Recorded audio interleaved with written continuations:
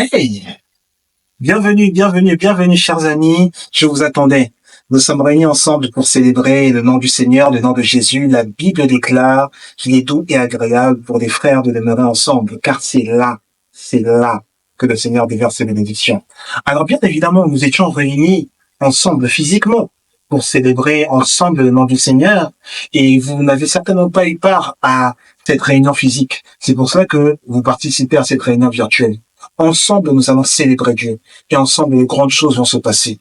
Mon bien-aimé, j'aimerais que tu t'assoies là où tu te trouves et que tu prennes conscience d'un fait. Tu es en plein culte.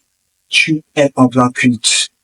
Ne passe pas ton temps à faire différentes choses pendant ces minutes qui vont arriver. Centre-toi sur Jésus. Centre-toi sur ce que le Saint-Esprit dit au travers de la bouche de son serviteur et prépare-toi à t'offrir à Dieu, à te donner en offrande.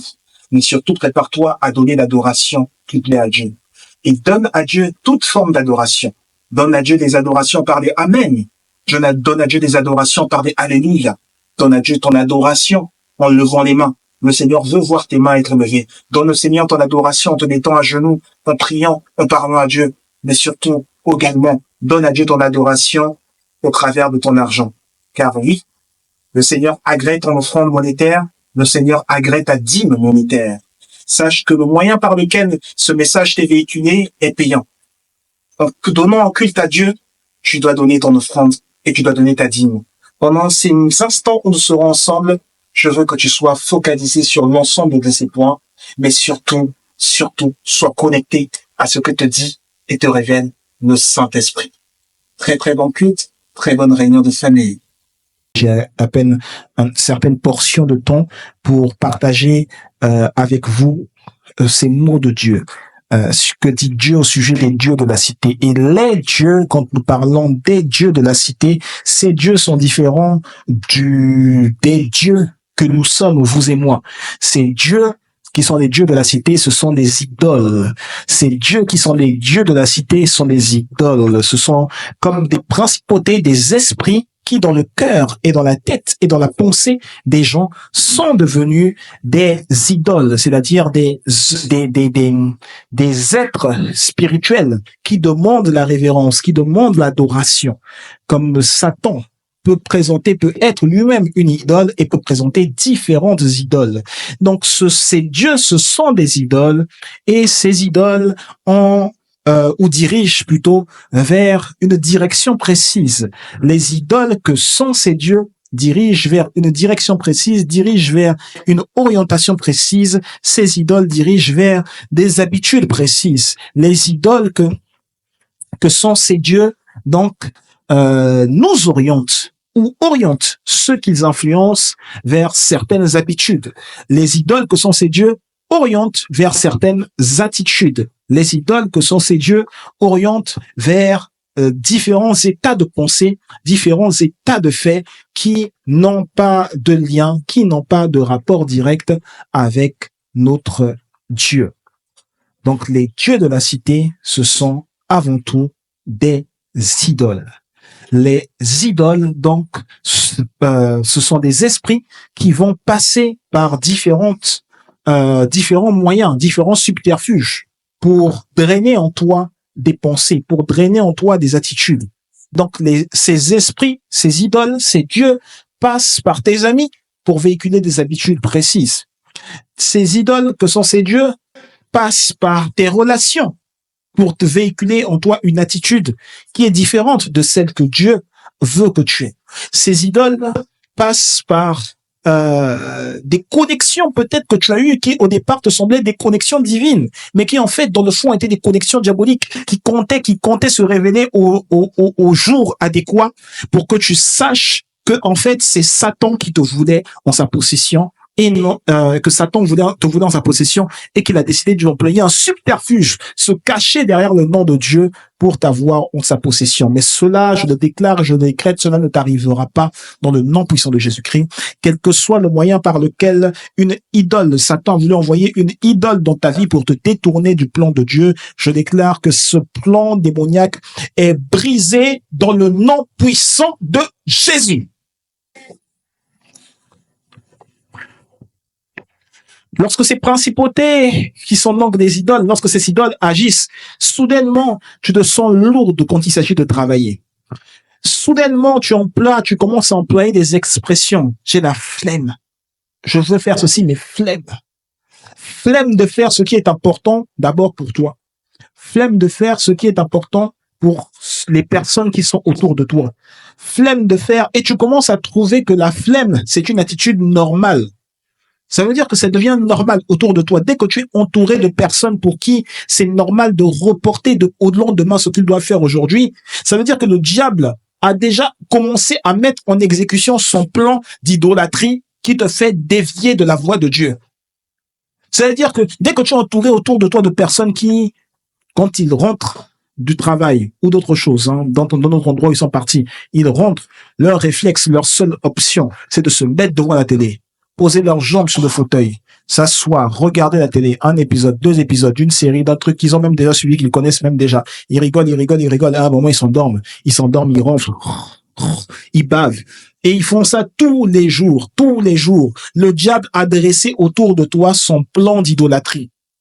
L'idolâtrie, ce n'est pas simplement se dire, savoir avoir une statue d'une femme qui porte un bébé et venir là s'incliner et dire Ave Maria. Ce n'est pas seulement ça, l'idolâtrie. Non. L'idolâtrie, ce sont également toutes ces habitudes-là, ces petites habitudes que tu crois être sans impact, sans incidence. Elles ont une très, très grande incidence parce que lorsque tu es en train de faire ces choses-là, tu es en train le Saint-Esprit dont on parler et tu n'es pas connecté à la fréquence du Saint-Esprit qui est en train de t'inspirer des choses.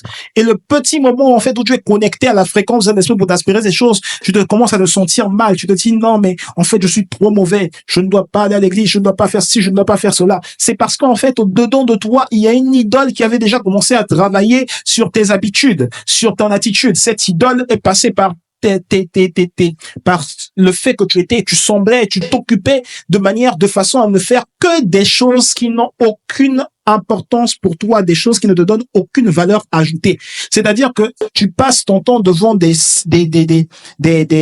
actions, des activités qui n'ont aucune valeur ajoutée sur toi. Et à la fin de la journée, tu ne peux même pas te poser la question, qu'est-ce que j'ai fait aujourd'hui qui peut être aussi important ou aussi intéressant pour que toutes les heures de la journée soient passées et que je m'endorme comme ça? Qu'est-ce que je peux aller dire quand je serai en entretien sur comment j'occupe mes journées, comment j'ai occupé mes journées et qui peut être valorisant? Si en entretien, tu vas simplement dire oui, j'attendais de voir s'il était possible que, ça veut dire que tu es déjà dans le plan d'idolâtrie rendu manifeste par le diable. Et le diable t'a saisi dans ce plan et le diable veut te garder, veut avoir la mainmise dans ce plan d'idolâtrie dans lequel il t'a envoyé. Si tu passes ton temps, je te le dis encore, tu passes ton temps devant des choses qui ne te donnent aucune valeur ajoutée, tu es en train de t'éloigner de ce que Dieu définit comme étant le succès. Donc, tu es dans l'emprise de l'idolâtrie du diable. ce que Mark Zuckerberg a créé, ce sont des éléments qui te poussent encore plus dans l'idolâtrie et les idolâtries. Donc, l'idolâtrie, ce n'est pas simplement que oui, dans la famille, moi, je crois en ce que dit ou en ce que disent les personnes qui pratiquent des guérisons avec des produits quelconques, des personnes qui pratiquent des guérisons avec des tisanes, des personnes qui pratiquent des guérisons avec des pommades que tu frottes. Non, l'idolâtrie, c'est toutes ces choses-là que tu vois sur tes écrans qui te complexent. Toutes ces choses qui te complexent sur la couleur de ta peau. Toutes ces choses qui te complexent sur ton langage. Toutes ces choses qui te complexent sur ton corps. Ça, c'est de l'idolâtrie. Toutes ces personnes-là que tu es en train de suivre, de regarder et qui te font penser en fait que je peux être bien et tu les idolâtres parce que tu les regardes, tu vois chaque jour leur post, tu as l'impression que tu es dans leur vie alors que tu n'es pas dans leur vie et tu as l'impression même que tu copines avec ces personnes alors qu'en fait non. Toutes ces choses-là, tous ces moments-là, tu es simplement en train de vivre dans l'idolâtrie que Satan avait préparé pour toi. Mais aujourd'hui, je déclare et je décrète que tu en sors dans le nom puissant de Jésus-Christ. Les dieux dont nous parlons orientent tout un tas de personnes dans une direction contraire à celle qui concerne la direction de notre Dieu, notre Seigneur Jésus-Christ. Et il y a des dieux dans plusieurs endroits. Il y a des dieux dans plusieurs quartiers. Il y a des dieux dans plusieurs villes. Dans les villes physiques, il y a des dieux. Dans les villes spirituelles, il y a des dieux. Dans les villes digitales, il y a des dieux. Donc, c'est dans ces villes, dans chacune de ces villes, il y a des dieux qui sont là en train de rechercher l'adoration, de vouloir te tourner vers l'adoration. Il y a des dieux qui veulent te tourner vers l'adoration. Et parfois, ces dieux même emploient des moyens qui ne semblent logiques. C'est pour cela que nous parlons de spiritualité et que nous différencions spiritualité et divinité. Moi, j'ai appris à savoir qu'il y a des choses que je peux ressentir dans le monde spirituel. Je peux ressentir qu'une personne est en train d'émettre des prières et de dire dans ses prières, il faut que Privat pense à telle personne, il faut que Privat pense à telle personne, il faut que Privat pense à telle personne. Mais je sais que ces prières ne sont pas dans la volonté de Dieu. Je sais que c'est l'esprit d'un homme qui est en train de prier là-dessus, mais que ce n'est pas dans le plan divin de Dieu. Donc, il y a des dieux qui vont passer par des moyens légaux justifiés. Donc, par exemple, ton père ou ta mère qui est peut-être en train de prononcer des paroles, de dire, je prie que un tel soit heureux dans ses pensées. Un tel soit heureux en trouvant l'élément qui lui fait se réjouir chaque jour. Mais si cet élément qui te fait te réjouir chaque jour, c'est quelque chose qui appartient à quelque chose qui t'a été proposé par un dieu du monde digital, par un dieu d'une ville, plutôt que quelque chose qui t'a été proposé par le Dieu que l'on connaît, Jésus-Christ, eh bien, les prières de cette personne-là vont te pousser à t'accrocher à ce Dieu-là sans même que tu ne t'en rendes compte. Et donc, tu vas t'accrocher à un Dieu et on va parler d'être accro à la télé, accro à ceci, accro à un garçon, accro à des choses différentes, pratiques, accro même au petit boulot. Il y a des gens qui sont accros au petit boulot au point où, pour les petits boulots, ils sont tellement forts, tellement doués. Mais pour ce qui concerne véritablement un vrai boulot, ce pourquoi tu fais des études, tu ne sais plus ce que c'est que être doué. Tu ne sais plus ce que c'est que travailler réellement. Parce que tu es tellement prisonnière de l'atmosphère de ce Dieu-là, que tu en as oublié ce que c'était que l'atmosphère du Dieu véritable. C'est pour cela que Dieu se connaît individuellement. Dieu ne se connaît pas par les gens. Dieu ne se connaît pas par les autres. Dieu se découvre individuellement. C'est dans ta chambre. Quand Jésus a dit, si tu veux prier ton Père, va dans ta chambre, ferme ta porte et va dans ce lieu secret. Prie ton Père qui est là dans ce lieu secret, il t'écoute, il te répondra. Dieu ne se connaît pas par les autres. Dieu ne se connaît pas par autrui.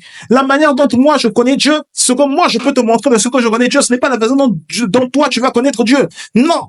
Toi, tu vas regarder sur ce que moi je suis en train de faire. Tu vas peut-être te baser sur ça, mais quand tu vas te baser sur cela, tu vas aller découvrir toi-même ce qui correspond à ta personne, à ton intimité réelle, à ta personnalité réelle et à ta relation avec Dieu. Et tu vas aller, alors que tu vas aller dans ta chambre, tu vas véritablement connaître Dieu. Et c'est ce vers quoi Dieu t'emmène. C'est ce vers quoi Dieu t'emmène. C'est là où Dieu t'attend. Dieu ne t'attend pas vers un Dieu qui a été propulsé surnaturellement, peut-être même par la prière de quelqu'un d'autre, mais sans que cette autre personne sache réellement ce qui avait été important dans ton cœur. Nous nous voyons, mais nous ne voyons qu'en partie.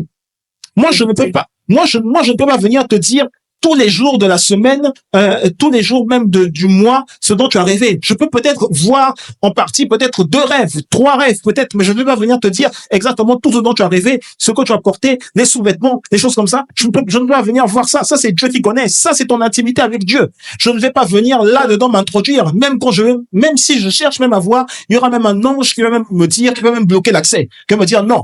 Il y a beaucoup de choses, ça s'est produit comme ça. J'ai des choses que je voulais voir, je voulais aller voir en profondeur, et je voyais un ange me dire, non, tu ne rentres pas là-bas. Oui, parce que il y a une intimité, la relation avec Dieu est telle qu'il y a des endroits, il y a des sphères où forcément Dieu te veut, ou Dieu veut que ta relation ne soit pas partagée. Dieu tellement à ta relation avec Dieu, Dieu tient tellement plutôt à ta relation avec lui qu'il ne souhaite pas que ça soit partagé. Et j'aimerais que tu ne partages pas ta relation avec Dieu. J'aimerais que tu la gardes précieusement. Amen. J'aimerais qu'elle te soit tellement précieuse. Amen. Que tu sois, que cela soit au cœur de tes recherches quotidiennes. Yes. Que cela soit au cœur de tes actions quotidiennes. Au cœur de tes pensées quotidiennes. Amen. Moi, je vous dis, je ne peux pas prendre un livre quelconque. Lire ne serait-ce qu'une seule phrase du livre. Sans pour autant penser à ma relation avec moi.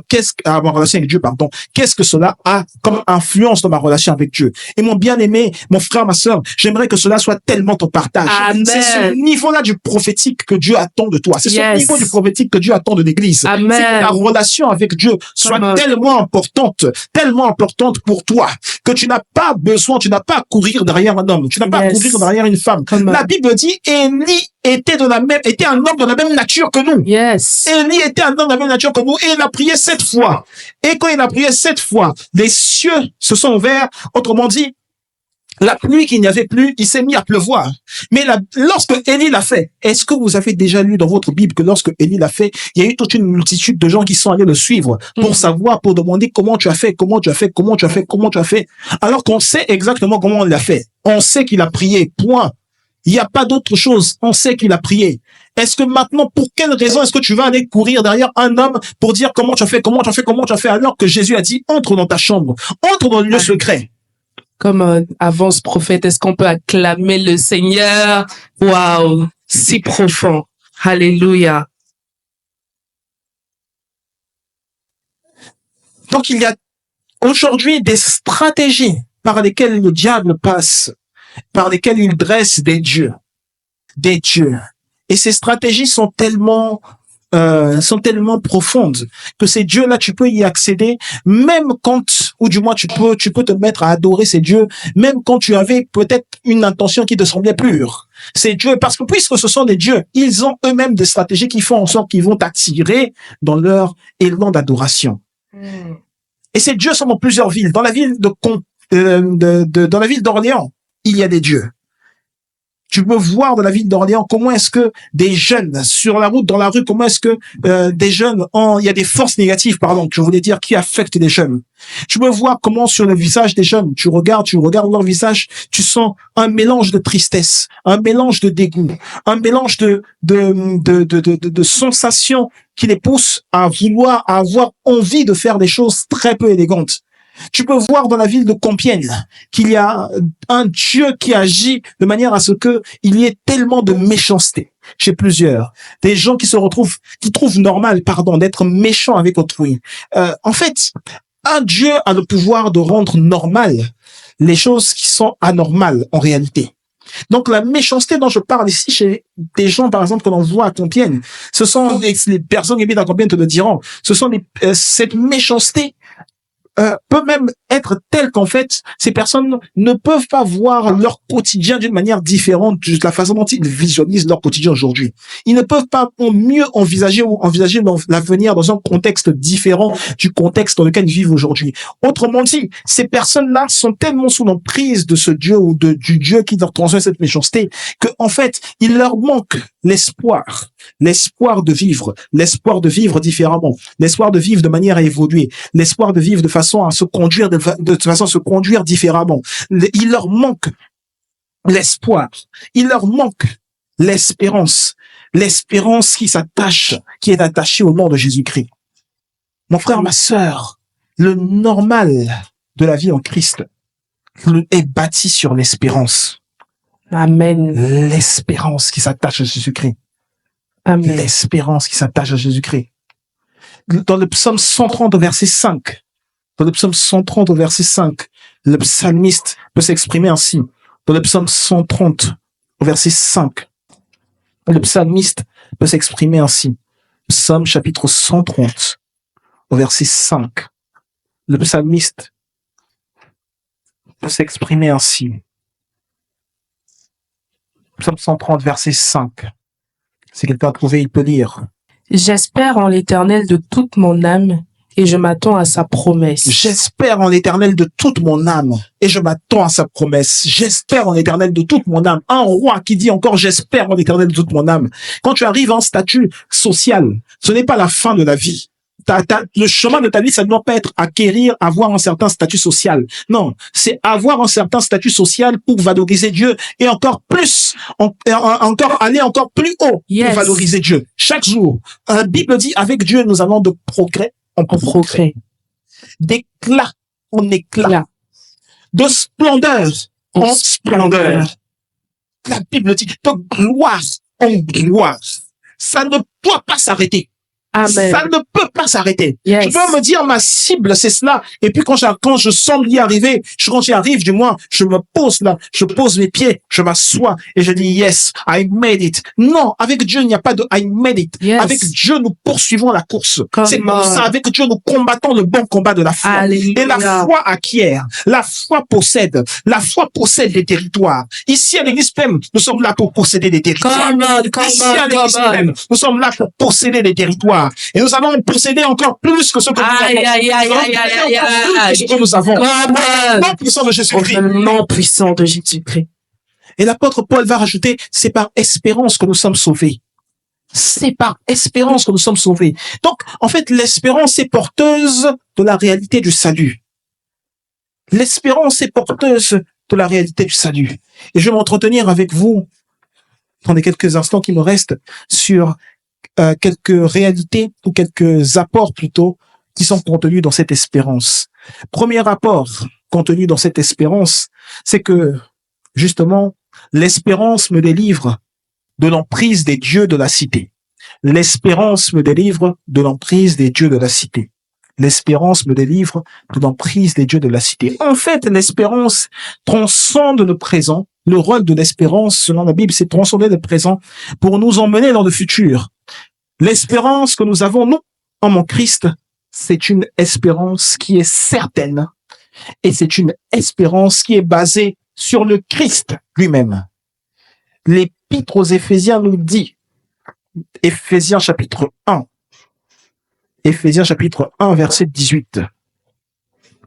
Éphésiens chapitre 1, verset 18. Et pour lire de manière à comprendre, alors oui, dans cette version, je vais lire de la version second 21, de façon à ce que l'on comprenne quand ça forme une phrase. Éphésiens plutôt, chapitre 1, verset 18. Si quelqu'un d'autre a la version second 21, la personne peut lire. Je l'ai. Je prie qu'il illumine les yeux de votre cœur pour que vous sachiez quelle est l'espérance qui s'attache à son appel, quelle est la richesse de son glorieux héritage au milieu des saints. Amen. Amen. La prière de l'apôtre Paul, c'est que Dieu illumine les yeux de votre cœur. Dieu illumine les yeux de votre cœur. Dans quel but? Pourquoi apporter la lumière dans les yeux du cœur? Dans quel but? C'est que vous sachiez l'espérance qui s'attache à son appel. Il y a une espérance dans l'appel de Jésus-Christ. Amen. Il y a une espérance dans l'appel de Jésus-Christ. Amen. Et cette espérance, elle s'accompagne de quoi? Elle s'accompagne de la richesse du glorieux héritage qu'il y a au milieu des saints. Il y a un héritage glorieux, un héritage rempli de gloire au milieu des saints, donc au milieu de ceux qui ont été appelés par Jésus-Christ. Come on. Donc, quand je suis appelé par Jésus-Christ, au moment où Jésus-Christ m'appelle, il m'a équipé de quelque chose. La première des choses d'ailleurs dont il m'a équipé, ça s'appelle l'espérance. Wow. Et pour quelle raison j'ai été équipé d'espérance? C'est parce que l'espérance produit la richesse d'un glorieux héritage. Come on. Donc la richesse du glorieux héritage, c'est un résultat, c'est un livrable de l'espérance. Donc quand j'ai l'espérance, à quoi je m'attends grâce à cette espérance? C'est un glorieux héritage. Yes. C'est un glorieux héritage. Donc l'héritage, je n'en bénéficie que grâce à l'espérance. L'espérance qui accompagne l'appel de Jésus-Christ. L'appel de Jésus-Christ. Mon bien-aimé, j'aimerais que tu t'attaches à l'appel de Jésus-Christ sur ta vie. Amen. J'aimerais que tu ne le fuis pas. Amen. Et l'appel de Jésus-Christ, c'est visible au quotidien. Chaque jour, tu dois être là, embrassé par cet appel. Yes. Tu dois être là, vivant, tonifié par cet appel. Yes. Tu dois être là. Tu sais, quand on parle, quand tu vas dans des endroits où on te vend différentes lotions, il y a des lotions tonifiantes pour le corps. L'espérance, ça doit tellement te tonifier. Aïe, aïe, aïe. Est-ce que tu peux acclamer? Alléluia. L'espérance doit te tonifier. La prière de l'apôtre Paul, c'est que Dieu illumine les yeux de notre cœur. Dieu illumine. Les idoles n'illuminent pas. Mais Dieu illumine. Dans la ville de Paris, il y a plusieurs idoles. Et ces idoles sont régies, nombreuses de ces idoles sont régies autour de l'intellectualisme. Autour de l'intellectualisme. Donc les intellectuels, là, eux-mêmes, en fait, ils sont dressés comme étant des idoles. Courant de pensée voltairien, courant de pensée de Descartes, courant de pensée de Victor Hugo. Dis ces choses. Et cela est tellement fort, tu sais, dans les années 1700, on était vers la fin du 18e siècle, il y a eu, on a mis en place en France un culte qu'on appelait le culte de l'être suprême. Et sur quoi était basé, du moins, qui est-ce qui l'a mis en place? Ce sont les philosophes des Lumières qui l'ont mis en place. Ils l'ont mis en place pour instaurer une religion civile. Une religion civile. Cette religion civile, c'était le but, l'objet, c'était trouver une forme de vie apaisée entre les croyants de différents cultes. Ils voulaient unir les croyants de différents cultes, et notamment les croyants en question, notamment qu'ils ciblaient, c'était les catholiques et les protestants. Mais il y avait quelques résidus, peut-être de luthériens ici et là. Il y avait peut-être quelques résidus de ceux qui allaient être nommés plus tard des baptistes ici et là. Mais ils voulaient unir, donc, autour d'une religion civile. Donc, et le but, c'était mettre ces religions-là au service de l'État. Mettre cette culture-là, religieuse, ou ces cultures religieuses au service de l'État. Donc, ils appelaient cela un culte à l'être suprême. Ils ont même signé un décret, qu'ils ont appelé un décret floral. Ils ont signé un décret, ils ont dit, maintenant, on va adopter un culte à l'être suprême. On va effectuer. Et c'était quoi le but de ce culte? Le but de ce culte, c'était de mettre en avant quelque chose qu'ils avaient appelé le théophilanthropisme. Théophilanthropisme, théo pour parler de Dieu, et le philanthropisme, donc pour dire j'apprends moi-même. Autrement dit, j'apprends moi-même des choses sur Dieu. J'apprends moi-même des choses sur l'être suprême. Je peux apprendre cela sans personne, sans Bible, je peux apprendre des choses sur Dieu. Sans conducteur de louange, j'apprends des choses sur Dieu. Sans pasteur, j'apprends des choses sur Dieu. J'apprends ça moi-même dans mon cœur. Moi-même, avec moi-même. Je peux mettre en vigueur donc mes choses sur Dieu que j'apprends par le culte de l'être suprême. Mais tu sais que lorsque Dieu ne veut pas quelque chose, lorsque ce n'est pas une œuvre de Dieu, cette œuvre se rompt. Cette œuvre prend fin. Ça, c'est vrai. Et ce culte de l'être suprême, Dieu n'en voulait pas pour la France. Et c'est pour cela qu'il a été aboli. Aujourd'hui, on ne parle plus de cela. Aujourd'hui, on ne parle plus de cela. En fait, il y avait des dieux, là, à ce moment-là, qui mettaient en place, donc, ce culte. Ils voulaient mettre en place une autre forme d'adoration. Les dieux, donc les idoles, peuvent réussir à te faire croire en l'existence d'une autre forme d'adoration. Les dieux de la cité peuvent te faire croire une autre forme d'adoration. C'est l'adoration, c'est adorer sa maladie. Il y a des gens qui adorent leur maladie. D'ailleurs, ils disent que c'est leur maladie. Si ton médecin t'a dit, t'as cité le nom de ta maladie et puis dit ta maladie, faut dire non, ce n'est pas ma maladie. Amen. Elle a peut-être touché mon corps, mais elle a peut-être effleuré mon corps, mais elle va passer. Ce n'est pas ma maladie. Non, de Jésus. Alors, mes bien-aimés, comment se passe ce service? Est-ce qu'il se passe bien? J'espère que vous êtes à l'aise dans votre adoration que vous donnez au Seigneur. Je le rappelle, la Bible dit qu'il est doux et agréable pour des frères de demeurer ensemble, car c'est à cet endroit que le Seigneur déverse ses bénédictions. J'aimerais que pendant ces instants, tu saches que le Seigneur veut dire du bien de toi. Le Seigneur veut te dire du bien. Donc j'aimerais que tu te focalises pendant ces instants sur ce que le Seigneur est en train de te dire, sur la manière dont le Seigneur est en train de s'adresser à toi. Quand le Seigneur s'adresse à toi, sache que ta présentation devant le Seigneur compte. Et dans ta présentation devant le Seigneur, il y a ta posture. Dans ta présentation devant le Seigneur, il y a ta gestuelle. Ta présentation devant le Seigneur, il y a ton langage. Nous sommes en plein culte. Aie un langage adéquat à ce qui concerne le culte. Aie des actions adéquates à ce qui concerne le culte. J'aimerais que ta main ne soit pas fermée, tout comme la main de Jésus n'est pas fermée. Si la main de Jésus est prête à donner, ta main doit être également prête à donner. Mon bien-aimé, j'aimerais que pendant ce service, tu penses à donner ta dîme et ton offrande au Seigneur.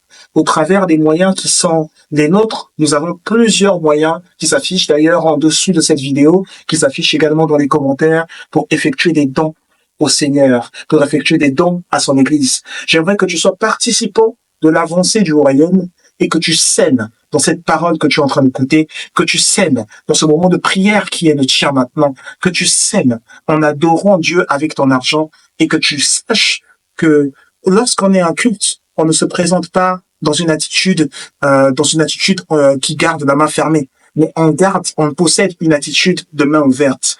Aie la main ouverte de la même manière dont tu veux que Dieu ait la main ouverte pour toi. Et sache que ta prière, qui est une offrande, doit être accompagnée d'une offrande forcément monétaire. Les prières de Salomon étaient accompagnées d'offrandes. Les prières de David étaient accompagnées d'offrandes.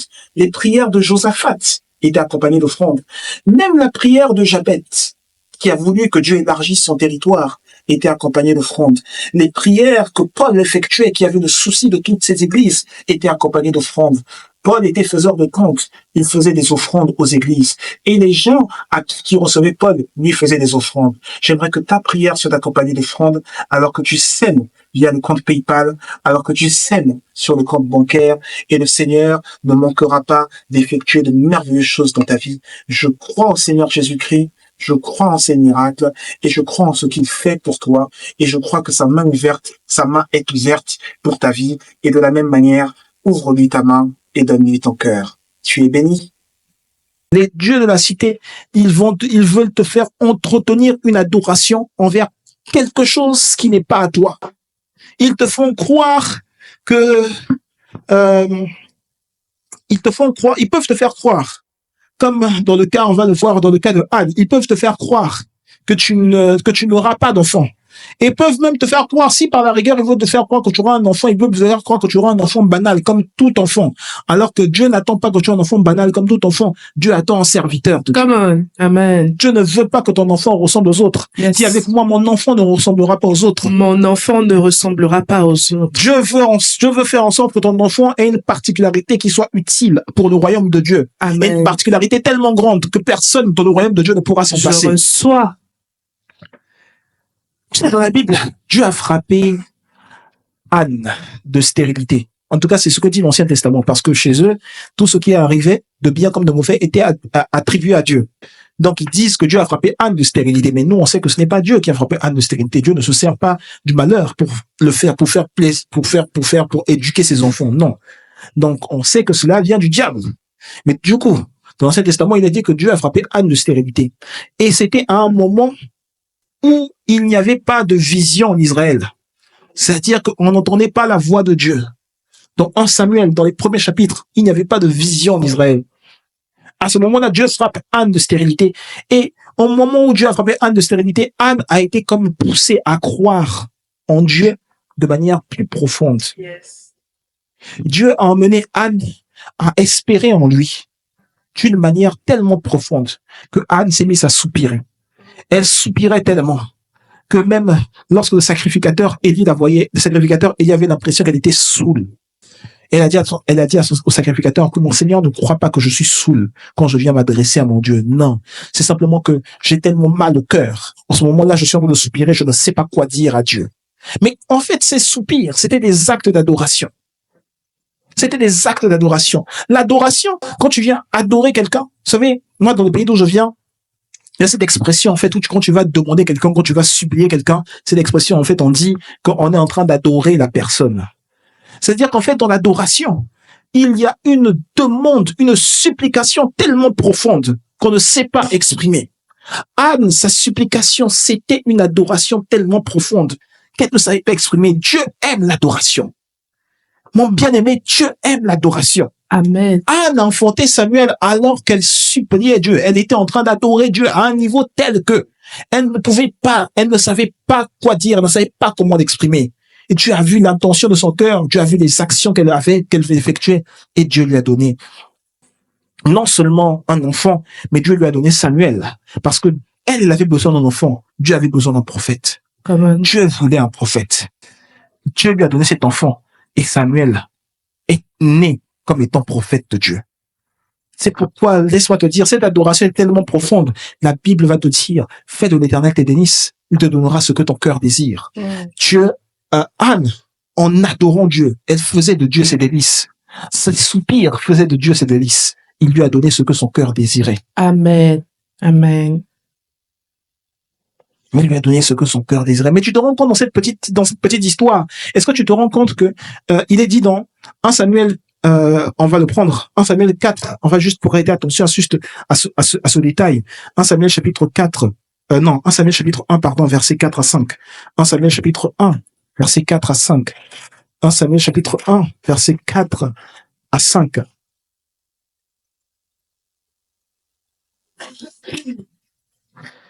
1 Samuel, chapitre 1, Verset versets 4 à 5. Le jour où Elkana offrait son sacrifice, il donnait des portions à sa femme Pénina et à tous les fils et à toutes les filles qu'il avait d'elle. Mais à Anne, il donnait une portion double, car il l'aimait, même si l'Éternel l'avait rendue stérile. Amen. Amen. Donc, à Anne, il donnait une portion double, car il l'aimait, même si l'Éternel l'avait rendu stérile. La Bible dit qu'il donnait des portions à sa femme Pénina et à tous les fils et les filles qu'il avait d'elle. Mais à Anne, il y avait une portion double. Parce que Elkana préférait, c'est ce que la Bible veut dire, Elkana aimait Anne. Donc, Elkana préférait Anne à Pénina. Il lui a donné donc une portion double. Et pourtant, quand on lit même la suite des versets, on se rend compte que Pénina mortifiait Anne. Pénina se moquait tellement d'Anne qu'elle n'avait rien à répondre. Pénina avait des enfants. Autrement dit, les dieux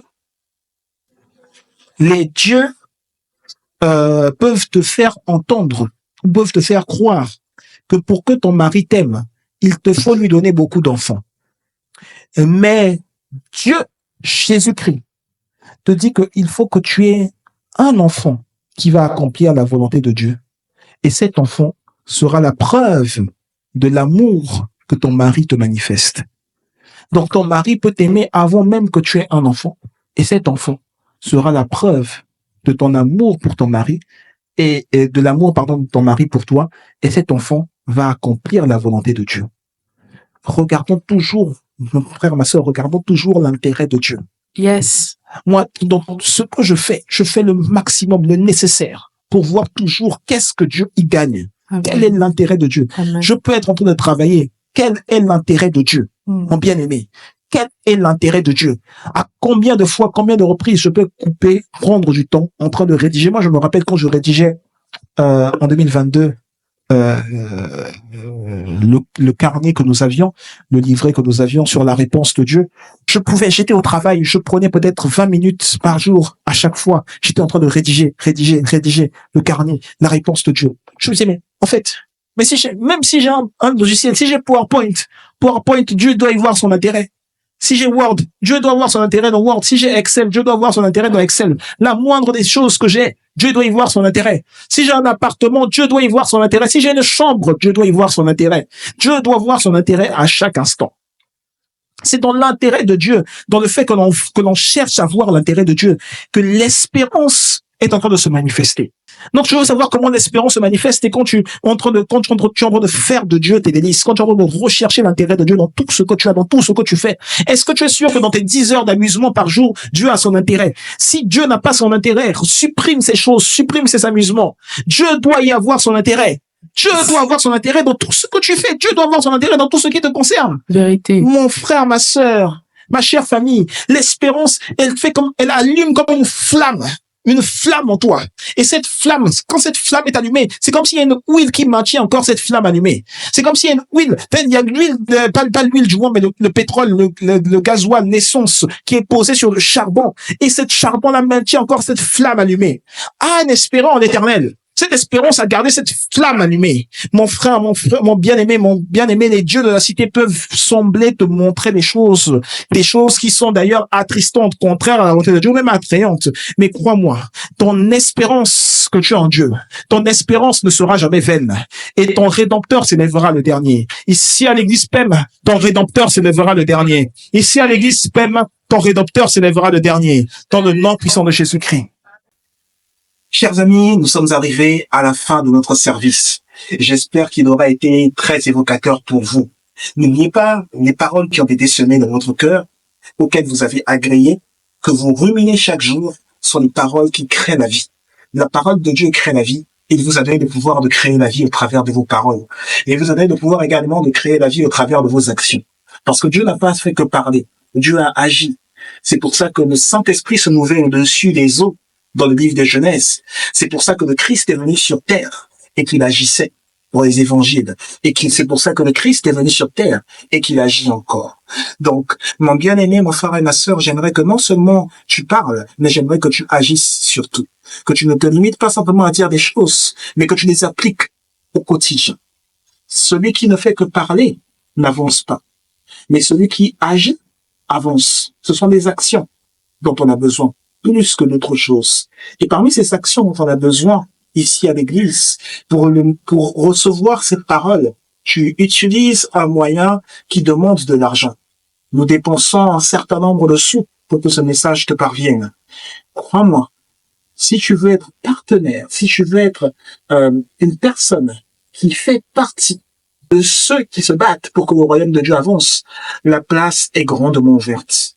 Mon cher ami, je t'offre l'occasion, l'opportunité de semer dans cet évangile qui t'a touché, qui t'a marqué, et pour lequel tu vas obtenir des choses que tu as demandées, et pour lesquelles tu as déjà obtenu tout ce que tu as demandé. Envoie ton don au travers du lien PayPal ou au travers de la chaîne, du compte PayPal du moins de l'église PEM qui est affiché en dessous de cette vidéo, qui est visible en commentaire. Envoie ton offrande en passant par le compte bancaire de l'église et crois-moi, à partir du moment où tu testes le Dieu de l'église PEM, le Seigneur ne manquera pas de te faire énormément de bien. Nous serons ici chaque semaine pour nos différentes réunions. Mais sache que pour que les réunions se tiennent et pour que les réunions parviennent à toi, il faut une participation. Et c'est cela, être membre d'une famille. C'est participer aux différentes tâches. Et ceci est la tâche que Dieu t'a conférée. Ceci est la tâche que Dieu t'a donnée. Une offrande monétaire de ta part pour que le royaume de Dieu avance et pour que l'on sache que l'évangile n'est pas mort, que Dieu n'est pas mort, que Jésus n'est pas mort et qu'il vit en toi. Tu es béni. À très très vite.